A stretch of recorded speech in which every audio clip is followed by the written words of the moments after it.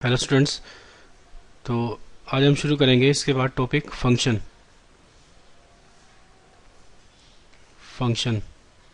तो फंक्शन की हमारे पास डेफिनेशन है a relation from A to B is said to be a function is said to be a function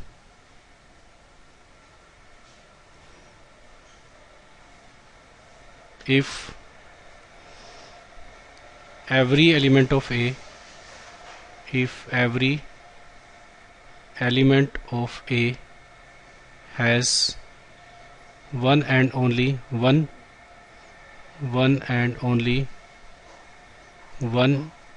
image in set B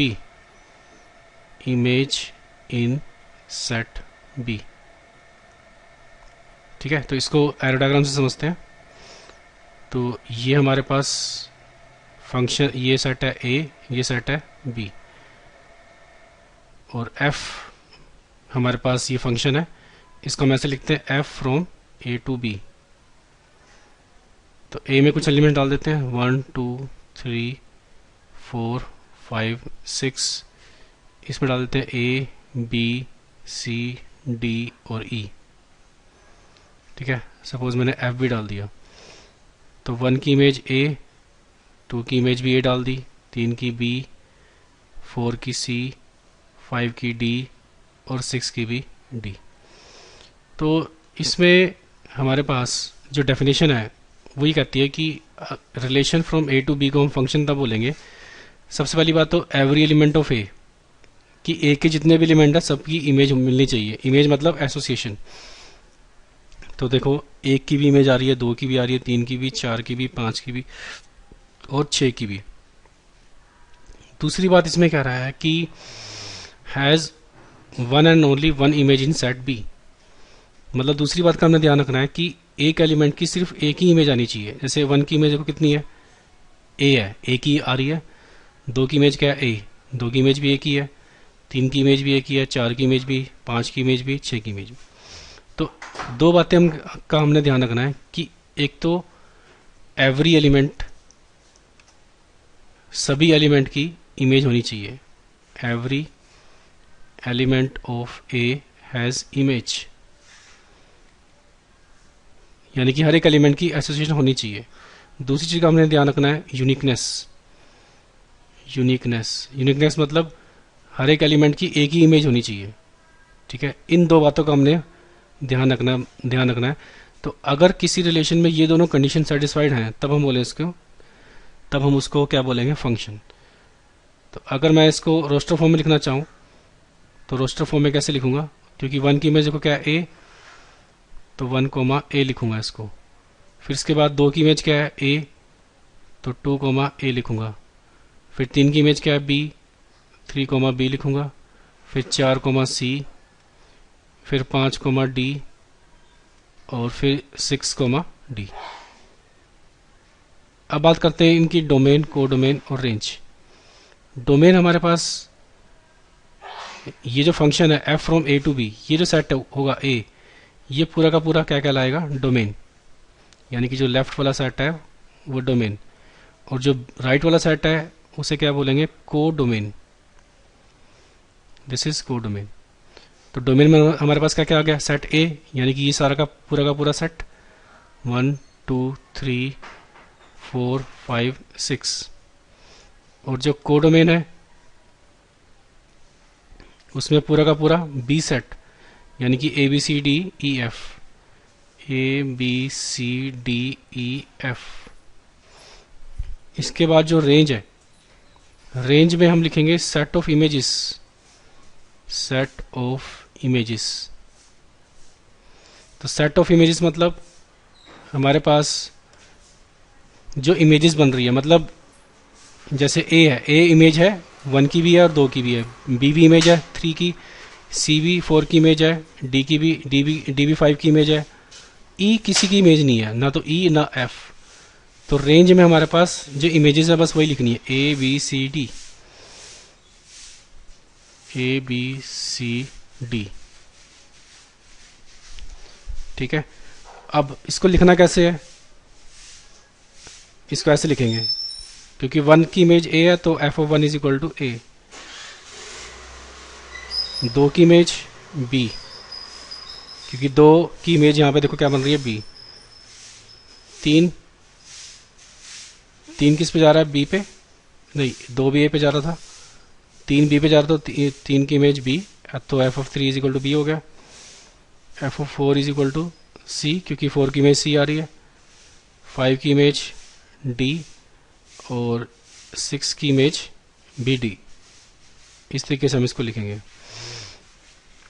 तो example लेते हैं, मान लो हमारे पास एक एग्जांपल है, मैंने ले लिया f of x is equal to 2x plus 1, 2x plus 1, और f from n to n तक है। तो यहाँ पे जो n है वो क्या है, set of natural numbers, set of natural numbers. तो नेचुरल नंबर का मतलब कौन कौन से नंबर होते हैं इसमें, 1 2 3 4 5 6, ये सारे नंबर होते हैं। तो जब इसमें मैं 1 डालूंगा तो क्या आंसर आएगा, x की जगह पे 1 डाल दो, 2 इंटू 1 प्लस 1 यानी कि 3, और जब हम इसमें 2 डालेंगे तो 2 डालेंगे 2 इंटू 2, 2 इंटू 2 प्लस 1 कितना आ गया 5, जब 3 डालेंगे तो 7, जब 4 डालेंगे तो 9। तो इस तरह से हमारे पास ये नंबर मिलते जाएंगे, 1 की इमेज 3, 2 की इमेज 5, 3 की इमेज 7, 4 की इमेज 9। तो इसको अगर हम एरो डायग्राम से शो करें तो यहाँ पे n, यहाँ पे भी n, यहाँ से यहाँ तक f हो गया, 1 2 3 4 5 6 7, इस तरह के नंबर मिलेंगे। तो 1 की इमेज को क्या थी, 1 की इमेज 3, 2 की इमेज 5, 3 की इमेज 7, 4 की इमेज 9, 5 की इमेज भी देख सकते हैं, 5 की इमेज आ जाएगी 11। तो इस तरह से नंबर्स। तो इसमें हमारे पास इस ये जो है ये हमारे पास क्या होगी, डोमेन इस फंक्शन की, ये डोमेन होगी इस फंक्शन की, और ये क्या होगी इसकी कोडोमेन। तो अगर हम इसकी रेंज की बात करें तो रेंज में हमें किस तरह के नंबर मिल रहे हैं, देखो 3 5 7 9 11, ये सारी रेंज आ गई। अगर मैं इसकी डोमेन की बात करूं तो डोमेन में तो सारा n है, यानी कि जो लेफ्ट वाला सेट है इसको डोमेन बोलते हैं, ये n, और जो इसकी कोडोमेन है, कोडोमेन जो राइट वाला सेट होता है पूरा का पूरा उसको कोडोमेन बोलते हैं। तो कोडोमेन हमारे पास यहाँ पे n है, ठीक है। अब हम कुछ इसके बाद फंक्शन करेंगे। सबसे पहला फंक्शन है identity function, identity function.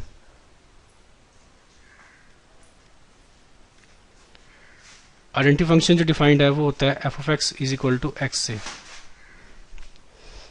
F of x is equal to x, यानी कि जो चीज़ हम डालेंगे इनपुट वही हमें आउटपुट मिल रही है। मतलब x की इमेज x, इसका मतलब 1 की इमेज 1, 2 की इमेज 2, 3 की इमेज 3, 3 की इमेज 3, 4 की इमेज 4,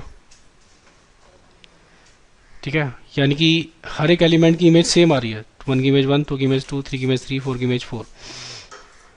तो अब इसका ग्राफ बना के देखते हैं। देखो ग्राफ कैसे बनेगा इसका, यहाँ पे मैं डाल देता हूँ x और यहाँ पे y। y जो है हम इसको लेंगे, fx को हम y भी मान सकते हैं, y is equal to x, यानी कि चाहे f of x is equal to x लिखो चाहे y इक्वल टू एक्स लिखो, सेम चीज़ है। तो जब इसमें हम 0 डालते हैं तो f यहाँ पे जो है r से लेके r तक, यानी कि सेट ऑफ रियल से सेट ऑफ रियल, यानी कि ये हमारी क्या होगी इसकी डोमेन, और ये क्या होगी इसकी कोडोमेन। तो 0 डालूंगा तो y कितना मिलेगा, 0 मिलेगा, 1 डालूंगा तो 1, 2 डालूंगा तो 2, -1 डालूंगा तो -1, ठीक है, 3 डालेंगे तो 3। तो इसका ग्राफ बनाने के लिए यहाँ पे लाइन बनाते हैं एक, ये y एक्सिस होगी और ये हो जाएगी इसकी एक्स एक्सिस, ठीक है, ये वाई एक्सिस और ये होगी इसकी एक्स एक्सिस। तो इसमें कुछ नंबर डालते हैं एक्स में, जैसे यहाँ पे 1 2 3 1 2 3, ये डाल देते हैं -1 -2 -3। तो सबसे पहले जो पॉइंट है, देखो ये वाला कौन सा पॉइंट है, 0,0, तो 0,0 पॉइंट कहाँ बनेगा, यहाँ पे बनेगा। फिर नेक्स्ट पॉइंट कौन सा, देखो 1,1 1,1, तो x भी 1 और y भी 1, मतलब x के ऊपर y 1, तो ये आ गया 1,1। फिर नेक्स्ट पॉइंट है 2,2, तो 2 के ऊपर y कितना लेना, 2, तो ये हो गया y 2। फिर 3 के ऊपर x 3 है तो y भी 3 है, तो 3 के ऊपर यहाँ पे 3। इस तरह से -1 पे -1 आ जाएगी वैल्यू, ठीक है ना। तो इन सभी डॉट्स को ज्वाइन कर देते हैं, तो ये बन रही है लाइन। तो ये जो लाइन है ये किसका ग्राफ है, y = x का, यानी कि आइडेंटिटी फंक्शन। तो अगर हम इसकी डोमेन की बात करें तो इसकी डोमेन जो है आइडेंटिटी फंक्शन की वो r है, जो कोडोमेन है इसकी वो भी हमारे पास r है। जो इसकी रेंज है, रेंज मतलब आउटपुट्स, यानी कि जो नंबर्स हमें मिल रहे हैं यहाँ पे, इन सबको क्या बोलते हैं, रेंज बोलते हैं। तो रेंज में भी हमारे पास r ही आएगा, सारे रियल नंबर्स आ जाएंगे इसमें, 0 भी आ जाएगा, 1 भी आ जाएगा, 2 भी आ जाएगा, 4 भी आ जाएगा, 0.1 भी आ जाएगा, √2 भी आ जाएगा। √2 कैसे आएगा, क्योंकि अगर हम इनपुट √2 डालते हैं तो हमें आउटपुट भी क्या मिलेगी, √2 मिलेगी। तो मतलब हमें जो रेंज है, यानी कि जो इमेजेस हैं वो सारी की सारी रियल नंबर मिल जाएंगे, तो इसलिए इसकी रेंज क्या हो जाएगी, r। इसके बाद हम करेंगे कांस्टेंट फंक्शन। कांस्टेंट फंक्शन मतलब इस तरह से डिफाइंड होगा, f(x) = c। c मतलब यहाँ पर कोई भी कांस्टेंट हो सकता है, मतलब कोई भी नंबर हो सकता है, कोई भी फिक्स नंबर, 1 2 3 4 5 कुछ भी। से अगर हम f(x) को 1 ले लेते हैं तो हमारे पास ये क्या बन गया, कांस्टेंट। तो इसका मतलब यह है कि हम इनपुट कुछ भी डालें, आउटपुट हमेशा 1 मिलने वाली है। फॉर एग्जांपल अगर हम इसमें 0 डालते हैं तो 0 पे 1, 1 डालते हैं तो भी 1, अगर इसमें 2 डालते हैं तो भी 1 मिलेगा, ठीक है। तो कुछ भी हम इनपुट डालें तो आंसर हमेशा 1 मिलेगा। तो अगर मैं इसका टेबल बना लूँ, ठीक है, तो हमारे पास ये x की वैल्यूज़ और ये y, 0 डालेंगे तो y मतलब ये चीज़ y है हमारे पास, तो यहाँ से y कितना है, 1। 0 डालेंगे तो भी y 1, 1 डालेंगे तो भी 1, x अगर 2 डालते हैं तो भी 1, x अगर -1 डालते हैं तो भी 1, x अगर -2 डालते हैं तो भी 1, ठीक है, अगर 3 डालते हैं तो भी 1, 4 डालेंगे तो भी 1। तो अगर मैं इसका टेबल बनाऊं, y एक्सिस होगी ये, और ये इसकी x एक्सिस, ये y एक्सिस और ये इसकी x एक्सिस।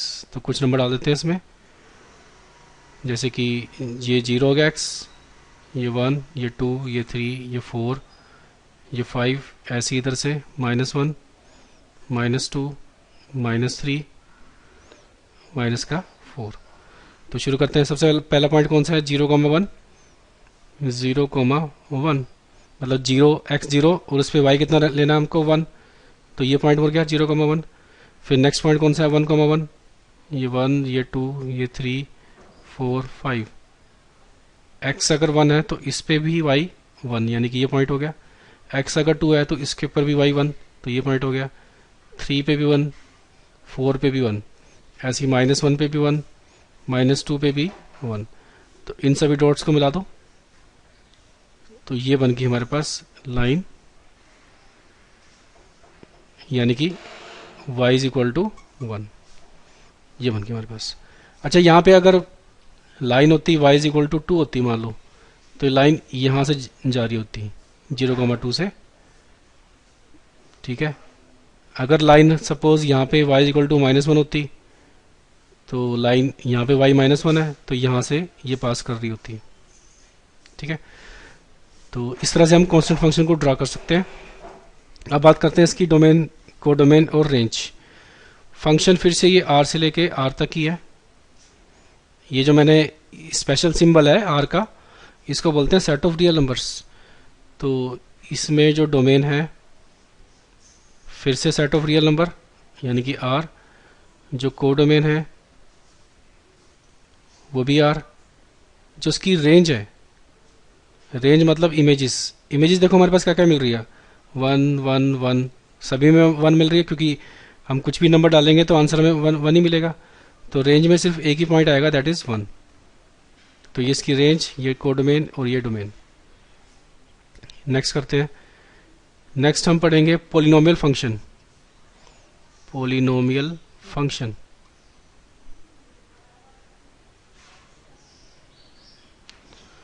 तो पोलिनोमियल फंक्शन मतलब जैसे आपको पता है कि पोलिनोमियल क्या होती है, ठीक है। तो पोलिनोमियल मतलब इस तरह का फंक्शन हमारे पास होगा, जैसे मैंने लिख दिया x square plus x plus 1, या फिर मैंने लिख दिया suppose g x is equal to x cube plus 3x square plus 1। ये सारे क्या हैं, पोलिनोमियल। मतलब हर एक टर्म में जो x की पावर है वो होल नंबर होनी चाहिए। होल नंबर मतलब 0 1 2 3 इस तरह के नंबर हो सकते हैं, 0 1 2 3 4। इस तरह के नंबर नहीं होने चाहिए x की पावर में, जैसे 1/2 3/2, ठीक है। फॉर एग्जांपल अगर मैं ये फंक्शन लिखूं h x is equal to x की पावर 3/2 प्लस 1, तो इसको हम पोलिनोमियल नहीं मानेंगे क्योंकि x की पावर यहाँ पे 3/2 आ रही है। तो इसमें से जो सबसे सिंपलेस्ट पोलिनोमियल फंक्शन हम ड्रा करेंगे दैट इज एक्स स्क्वेयर। इसको ड्रा करते हैं। तो इसमें अगर मैं कुछ नंबर डालता हूँ, जैसे अगर मैंने इसमें 0 डाला तो 0 मिलेगा, 1 डाला तो 1 का स्क्वेयर 1 ही होगा, अगर 2 डालते हैं तो 2 का स्क्वेयर 4 हो जाएगा। अगर इसमें -2 डालता हूँ तो -2 का स्क्वेयर, -2 का स्क्वेयर फिर से 4 होता है, ठीक है। तो इसको अगर हम टेबल से बनाएं तो ये टेबल में कैसे बनेगा,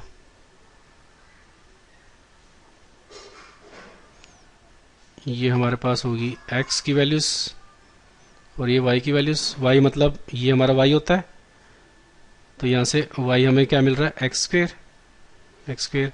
0 डालेंगे तो 0 मिलेगा, 1 डालेंगे तो 1, -1 डालेंगे तो 1, 2 डालेंगे तो 4, -2 डालेंगे तो y कितना मिलेगा 4, -3 डालेंगे तो 9 मिलेगा क्योंकि यहाँ पे -3 मतलब -3 का स्क्वायर 9 हो जाएगा, और जब 3 डालेंगे तो 9। इसको ग्राफ से बनाते हैं। तो सबसे पहले ये बना दी मैंने y एक्सिस और इसके बाद x एक्सिस, ये y एक्सिस और ये हो जाएगी इसकी x एक्सिस। तो कुछ नंबर डाल देते हैं इसके अंदर, जैसे कि ये 1, ये 2, ये 3, ये -1, ये -2 और ये -3। सबसे पहला पॉइंट 0,0, तो 0,0 तो यहाँ पे बनेगा। फिर 1,1 मतलब x1 तो y भी 1, तो यहाँ पर बन गया। x -1 तो y भी 1, तो -1 पे भी 1 रखना है हमको। फिर 2 पे देखो y 4 आ रहा है, तो ये ऊपर तक जाएगा 2 3 और ये 4, तो 2 पे ऊपर 4, तो ये आ गया। 2 के ऊपर 4, 3 के ऊपर तो बहुत बड़ा नंबर आएगा 9, यहाँ पर कहीं आ जाएगा। ऐसे ही -2 के ऊपर भी 4 बनेगा और -3 के ऊपर फिर से 9। इन सभी डॉट्स को ज्वाइन कर देते हैं। तो इधर मैंने ये ज्वाइन करा तो ये कर्व बन रही है इधर से, और इधर से इस साइड से ये,